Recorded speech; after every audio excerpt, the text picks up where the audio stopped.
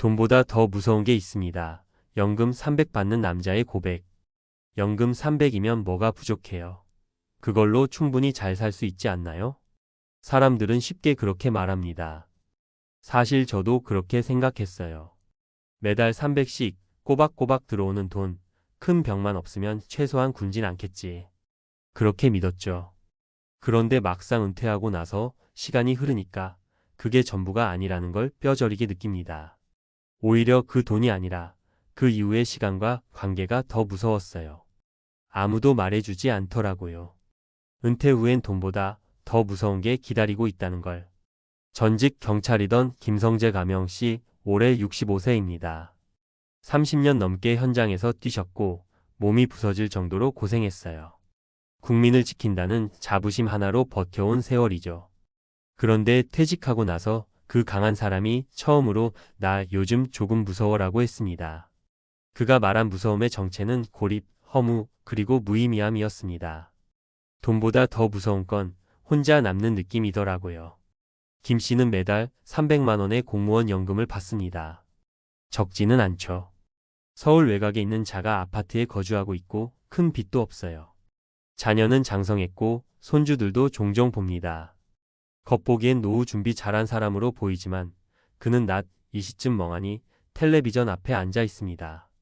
식사도 귀찮고 밖에 나갈 일도 없고 연락할 친구도 없어요. 아내는 요즘 문화센터에서 바쁘고 자녀들도 각자 삶에 정신이 없습니다. 현장에 있을 땐 하루가 어떻게 가는지도 몰랐는데 지금은 하루가 왜 이렇게 긴지 모르겠어요. 무기력하고 뭔가 나만 멈춘 것 같아요. 내가 왜 사는 거지 싶을 때가 있어요. 이 말 다른 분들도 공감하시죠? 연금이 있다고 해서 외로움이 사라지진 않거든요. 오히려 시간은 많아졌는데 그 시간을 어떻게 써야 할지 모르는 게 진짜 문제예요. 현실 사례 하루 종일 말 한마디도 안 하고 지나간 적 있어요. 67세 여성 박정희 씨는 남편보다 먼저 은퇴했습니다. 남편은 아직 일하고 있고 자녀들은 모두 출가했어요. 그녀도 어느 정도 연금이 있고 생활비에는 문제가 없습니다. 그런데 사는 게 뭔가 비었어요 라고 말합니다. 그녀는 어느 날 하루 종일 말 한마디도 안 하고 저녁을 맞이한 자신을 발견했다고 해요. 말할 사람이 없어서가 아니라 말 걸 곳이 없고 이유도 없어서였다고요. 텔레비전 소리가 유일한 대화 상대가 됐고 점점 우울증 초기 증상이 나타났습니다. 이때 박 씨가 선택한 건 작은 자원봉사 활동이었습니다.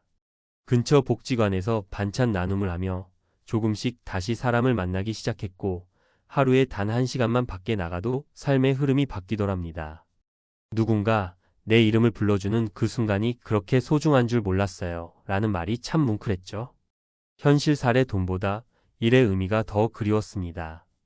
72세 장영식 씨는 퇴직 후에도 정정하셔서 한동안은 연금 받으며 여행도 다니고 손자도 돌보며 나름 바쁘게 지냈습니다.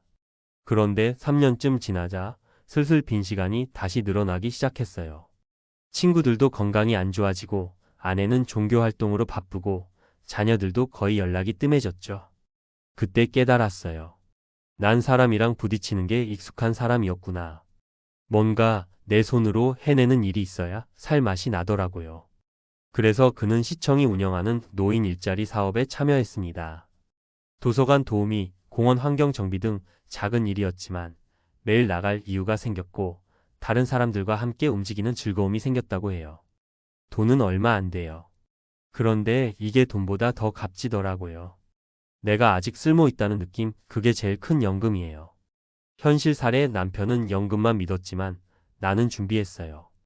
65세 부부인 최진호 이은정 씨 부부는 퇴직 시점에서 큰 차이를 보였습니다. 남편은 공무원 출신으로 매달 연금이 나오는데 안주했고 아내는 직장 퇴직 후 평생교육센터에서 글쓰기나 사진 강좌를 꾸준히 들었죠. 처음엔 남편이 그 나이에 뭐하러 그런 걸 해라고 했어요. 그런데 지금은 제가 더 바쁘고 더 행복해요. 저는 일주일 내내 약속이 있어요. 동아리, 소모임, 동문회, 전시회 관람까지. 남편은 요즘 좀 지루해하죠. 이 부부의 사례는 단순히 돈의 유무가 아니라 삶을 어떻게 디자인하느냐에 따라 은퇴 후 삶의 질이 완전히 달라진다는 걸 보여줍니다. 시간은 누구에게나 똑같이 주어지지만 그걸 어떻게 채우느냐는 전적으로 우리의 선택입니다. 전문가 인사이트 은퇴 후 삶의 만족도는 돈보다 관계와 활동성에 달려 있다. 은퇴 설계 전문가들은 한결같이 말합니다. 일정한 수입의 국민연금, 퇴직연금은 물론 기본이지만 노후의 진짜 위기는 무기력과 사회적 고립이라고요. 실제로 한국보건사회연구원의 자료에 따르면 연금 수령자 중에서도 삶의 만족도가 낮다고 응답한 비율이 40%를 넘습니다. 이유는 단순합니다. 사는 재미가 없다는 거예요. 심리학적으로도 사람이 가장 행복을 느낄 때는 소속감, 자기효능감, 타인과의 연결감이 충족될 때입니다. 돈은 그걸 가능하게 해주는 수단일 뿐 목적이 될 수 없어요. 그리고 은퇴 후에는 이 요소들이 적극적인 노력 없이는 자동으로 유지되지 않습니다. 연금이 들어온다고 삶의 방향이 자동으로 잡히진 않아요. 오히려 내가 이 돈으로 뭘 해야 하나? 를 고민하지 않으면 그 돈도 언젠간 의미를 잃게 됩니다. 은퇴 후 삶 어떻게 준비해야 할까? 하루의 루틴을 미리 만들어 놓자. 하루 3끼 먹는 시간 외에 내가 의미 있게 보낼 시간표를 만들어야 합니다. 산책, 동네 모임, 봉사, 글쓰기, 그림 그리기 등 소소해도 좋습니다. 내 시간을 내가 통제하고 있다는 느낌이 중요합니다. 사람을 남겨야 진짜 자산이 된다. 퇴직하면서 인간관계도 함께 정리되는 경우가 많습니다. 그래서 의도적으로라도 새로운 관계를 만드는 노력이 필요해요. 온라인 커뮤니티, 동아리, 주민센터 프로그램 등 참여의 폭을 넓혀야 합니다. 자기만의 소소한 목표를 만들자. 꼭 돈을 벌지 않아도 돼요. 사진 전시회를 여는 꿈, 여행 블로그 운영, 손자에게 동화책 만들어주기 등 작은 성취감이 삶을 훨씬 더 풍요롭게 만들어줍니다. 맺으며 진짜 은퇴는 돈이 끊기는 순간이 아니라 살아있음이 사라지는 순간이다. 연금 300 많으면 많은 거고 적으면 적은 겁니다. 중요한 건 그 돈으로 내 삶을 어떻게 의미 있게 채우느냐예요. 누군가는 그 돈으로 매일 외로움을 씻고, 누군가는 그 돈으로 새로운 사람을 만나고, 누군가는 그냥 누워만 있습니다. 결국 돈보다 더 무서운 건 방향 없는 시간, 말을 걸 수 없는 고요함, 내 이름을 부르는 사람이 사라지는 것입니다. 그래서 지금부터라도 다시 생각해 봐야 해요. 나는 어떤 은퇴 후를 살고 싶은가? 그리고 지금부터라도 조금씩 삶을 다시 설계해 보는 겁니다. 연금이 인생을 지켜주는 게 아니라 내가 인생을 다시 짓는 재료가 연금이라는 걸 잊지 마세요. 은퇴 후의 가장 큰 문제는 돈이 아니라 삶의 방향성과 사회적 연결망이라는 사실은 이미 말씀드렸죠. 그런데 이걸 어떻게 준비하고 극복해야 할지 막막한 분들이 많아요. 그래서 오늘은 좀 더 구체적으로 어떻게 해야 하는지를 단계별로 나누어 이야기해 볼게요. 1. 재정 점검과 생활비 계획, 현실적인 노후 예산 짜기. 연금 300만 원, 충분하다고 느낄 수도 있지만 중요한 건 내 지출 구조와 생활비 현실이에요. 단순히 연금이 300만 원이라고 해서 매달 그 금액을 자유롭게 쓸 수 있는 게 아닙니다. 세금, 건강보험, 예상치 못한 의료비, 집 수리 비용까지 포함하면 실제 손에 쥐는 돈은 더 적죠. 예를 들어 건강보험료와 세금을 제외하면 월 실수령액이 270만 원 정도 될 수 있습니다. 여기에 월세, 관리비, 식비, 교통비, 통신비 등이 합쳐지면 고정비 지출만 150만 원 이상은 쉽게 나갑니다. 그럼 남는 돈은 예상보다 적죠. 이런 상황을 대비해 생활비 항목별 예산을 미리 짜보는 습관이 꼭 필요해요. 작은 가계부 앱이라도 써서 매달 들어오는 돈과 나가는 돈을 기록하면 나는 어디서 많이 쓰는지, 어디를 아껴야 할지 감이 잡힙니다. 팁! 실제 사례로 68세 김 씨는 월 280만 원 연금을 받지만 병원비와 보험료가 많아 매달 30만 원씩 적자가 났어요. 그는 가계부를 꼼꼼히 작성하고 보험 중복 가입을 정리하고 식비와 외식비를 줄이는 데 성공해 적자를 멈췄습니다. 2. 사회적 고립 예방과 인간관계 유지 방법. 은퇴 후 가장 큰 위험은 사회적 고립입니다. 직장을 그만두면 자연스럽게 만나는 사람이 줄어들고 소속감도 사라지죠. 이 고립은 우울증과 건강 악화로 이어질 수 있습니다. 따라서 능동적으로 사회적 연결망을 유지하는 게 매우 중요합니다. 동네 주민센터, 복지관, 도서관 등 공공기관에서 운영하는 프로그램에 참여하세요. 평소 관심 있었던 취미를 찾고 관련 동호회에 가입해 보세요. 온라인 커뮤니티도 좋지만 가능한 한 직접 만나는 활동이 더 효과적입니다. 자원봉사도 좋은 방법이에요. 누군가를 돕는다는 경험은 삶의 의미를 크게 높여줍니다. 실제 통계에 따르면 60대 이상 노인의 30% 이상이 사회적 고립을 경험하고 이들 중 절반 이상이 우울감을 호소합니다. 팁: 65세 이씨는 은퇴 후 텃밭 가꾸기 모임에 가입해 매주 23회 나가면서 친구도 사귀고 자연 속에서 정신적 안정도 찾았습니다. 3. 건강관리 예방이 가장 중요하다. 노후의 건강은 곧 재산입니다. 연금이 있어도 건강이 나빠지면 병원비가 급증하고 활동 반경도 제한되죠. 정기 건강검진을 꼭 받으세요. 특히 당뇨, 고혈압, 심혈관 질환은 조기 발견이 중요합니다. 가벼운 운동이라도 꾸준히 하는 게 좋습니다. 걷기, 스트레칭, 요가 등이 부담 없이 시작하기 좋아요. 식습관도 중요합니다.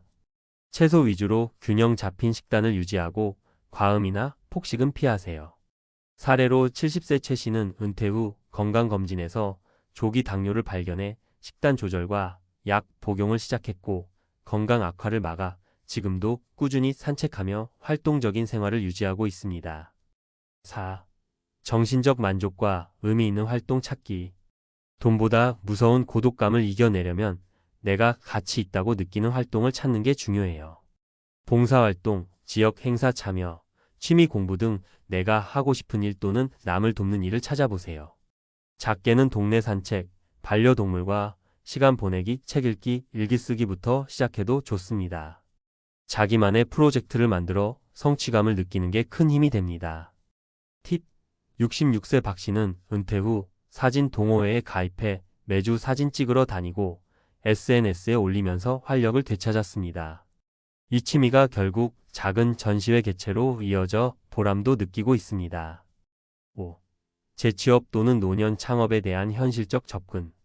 일부 은퇴자들은 재취업이나 창업을 통해 활력을 찾기도 합니다.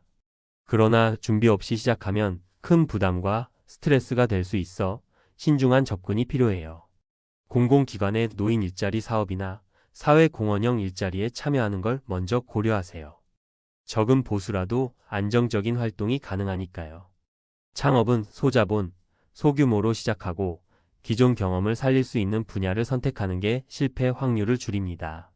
재취업도 자기 몸 상태, 시간, 기술 수준을 냉정히 평가하고 교육 프로그램을 활용해 부족한 부분을 채우는 게 중요합니다. 예를 들어 70세 김 씨는 평생 손재주를 살려 동네에서 수공 예품을 만들어 팔면서 소소한 수입과 함께 일상의 재미를 느끼고 있습니다. 반면 65세 이 씨는 준비 없이 카페 창업을 했다가 1년 만에 문을 닫는 경험을 했습니다. 6. 주의사항과 반드시 기억할 점. 은퇴 후 급격한 생활 패턴 변화는 스트레스입니다. 몸과 마음이 적응할 시간을 충분히 주세요. 재정적 여유가 생겨도 무리한 투자나 사기 피해에 주의하세요. 노인 대상 사기가 늘고 있으니 금융 상담은 반드시 믿을 만한 전문가와 하세요. 가족과도 꾸준히 소통하세요. 자녀들이 바쁘더라도 짧은 전화나 메시지로 유대감을 유지하는 게 정신 건강에 큰 도움이 됩니다. 마무리하며 연금 300만 원이냐, 100만 원이냐는 사실 노후의 안정성 차원에서는 중요하지만 삶의 질을 결정하는 건 훨씬 더 복잡하고 섬세한 문제입니다. 경제적 준비, 건강관리, 사회적 관계, 정신적 만족 모두를 골고루 신경 써야 해요.